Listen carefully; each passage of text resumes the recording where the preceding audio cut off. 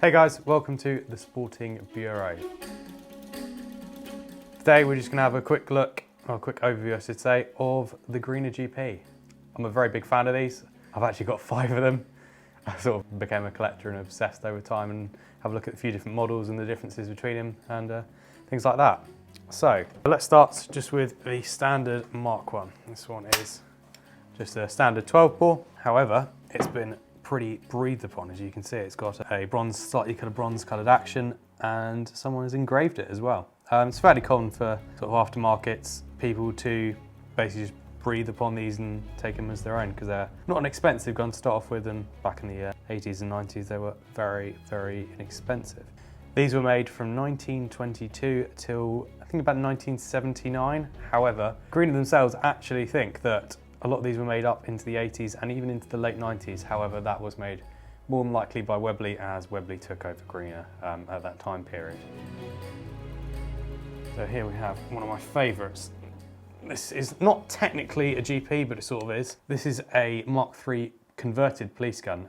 Initially, these came in 14 bore. So these were made for like colonial police forces, stuff like in Asia and Africa and the colonies and stuff with the British Empire, from 1921, and some are actually, you can still see them in some African countries today, really. So these initially came in 14 bore, which is not a common cartridge, but what a lot of police forces that had them stolen and stuff like that were finding that you could actually wrap a 16 bore cartridge in tape or paper and they'd actually be able to fit.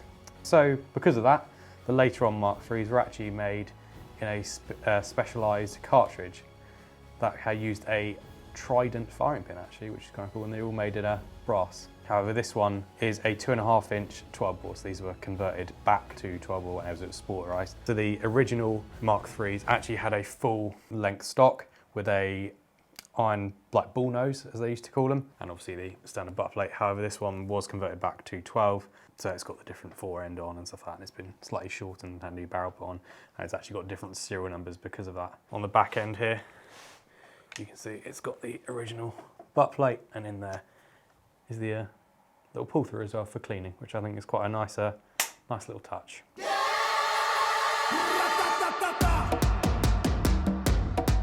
So a little bit on how these work. So these are a Martini action essentially. So you've got this long lever. What you're going to do is push down and until it clicks like that. Slide your cartridge in there, make sure it's flat against the face, push up. Yeah, automatic safety. Push that off and then pull the trigger. And then to eject the cartridge, it's just a quick sharp, which they don't actually really recommend, but it's the quickest way to get a spent cartridge out of there. Speaking of that cartridges, I mentioned the Egyptian police ones. Most of these are 2 3/4. However, a lot of the early models in the 20s came in 2.5, which is quite a rare thing these days.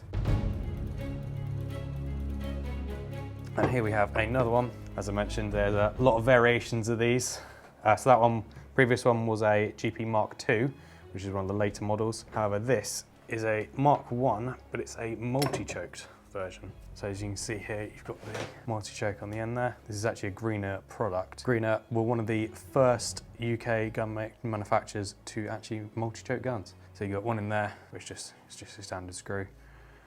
And then you can actually keep another spare one in the fore end, which I think is quite a cool little feature, how you can carry 2 chokes on board with you. Coming in varying barrel length as well, anywhere from the common factory lengths were I think about 26 to about 32. However, I've seen some that were as long as 36 and as short as 20 inches. However, those are very, very rare. Most of them you'll see on the market are anywhere between about 26 and 32. So a lot of these are just the standard 14 3/4 inch standard English walnut, with a lot of them just have a standard, I think it's called flat point Greener checkering, and with a Heavenite Baconite heel plate. However, you do, as I mentioned, variations. You do see some very strange ones. I've seen a Monte Carlo one of these with a higher raised rib, which is very, very cool. One of the big things about these is you can actually take them down to clean them. This is done by just undoing the lever and popping out that small cross screw. They don't recommend doing this all the time, but every so often it's always good to give the action and barrels a good clean, and especially the threads as well. Just quick undo, and you can actually undo it with your hands because it's quite a long bolt. That just pops out. So you've got to make sure the lever is fully down and the ejector is out the way. And then all you do is just twist simply. Quite a long thread, so it's quite an aggressive one. It's not too hard to cross thread. As you can see, quite a long aggressive thread. And it's cut there for the ejectors as well. Reassembly is a simple process. Just meet them, those two together, start them off, and basically just give it a twist, lock forward, and then put the lever down, lock back in, just nip it up with the correctly sized screwdriver. And it's as simple as that, really. And so the final model I've got to show you today is actually one of my favourites, actually. So this is just a standard GP Mark 1. However, as you can see, it's got a very, very short 24.5-inch barrel with a lineman squeeze choke on it. So how this works is basically you just turn it. See, it's got an F there. And you basically just squeeze it to open it up.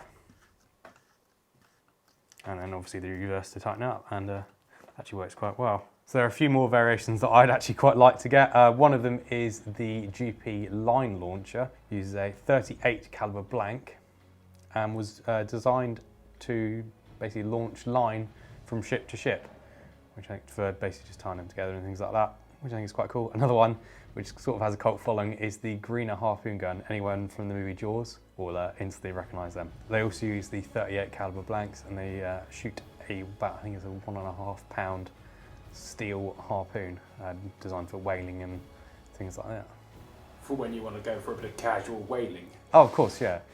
Everyone needs to go for a bit of whaling. I say these aren't particularly relevant in today's modern society of over and unders and the modern side-by-sides and semi-automatics and everything, but these got a really big cult following in the UK, mainly because they're quite cheap. They vary sort of between, I don't know, you can get a very rough one for about £100 all the way up to 1,000, 2,000, 3,000, if not more, for one of the line launchers or one of the especially the harpoon variants. They fetch a very pretty penny when they come off, and they're not too hard, and they're very, very rare as well. I love them. I'm sure everyone who's shot one has loved them as well. So one of my favourite memories with this particular gun actually is when I took it to a clay ground and everyone was giving me a bit of jip about it, and I was like, okay, I'll challenge you to a clay shooting competition with it. I actually did pretty well, seeing as it's got the squeeze choke on it. I was able to hit some targets quite far away, and one of the guys at the end actually challenged me to a sort of a Mad Minute style competition. See if I could load it, get a shot off, shoot a clay, reload it, and been able to shoot another one. So that is one of my favourite memories of the GP. On that, you can, I say it's only a Martini action single shot, but if you practice with one of these and get pretty quick, you can actually get pretty quick at loading. So that has been a little brief history on the Greener GP. I hope you enjoyed, and I will see you very, very soon.